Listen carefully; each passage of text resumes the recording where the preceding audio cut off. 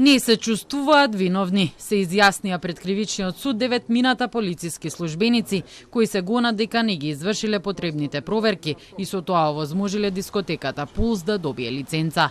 Обвинителката Спасенка Андонова изјави дека полициските службеници не ги направиле соодветно проверките за евиденција за нарушување на јавен ред и мир и не направиле проверки на терен за сообраќајното решение, односно за безбедноста на сообраќајот, што е неопходно да се исполни за да се добие лиценца. Со обвинението и се става на товар дека овие действија не биле преземени од нивна страна, како резултат на тоа сепак е дадена согласност и врз основа на таа согласност е издадена лиценца која што овозможила овој клуб понатаму да работи, а со тоа и непречено да остварува имотна корист во таа насока и во дополнително освен имотната корист за правниот субјект и вработеното лице да остварува имотна корист по основ на редовен правен однос.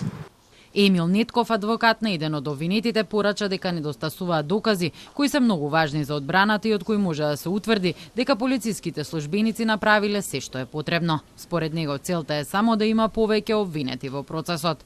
Со ваквите докази, кои цениме дека се штури докази, се оди на ситуација да за околу 5000 евра имало приход дискотеката Пулс и 5000 евра бруто со плати, во тие одат плати, придониси во државата се, да се сега прави фама во однос на тоа. Значи, жално е што се случи во дискотеката, да не се повтори на никого, но ова сега што се турка не е во ред.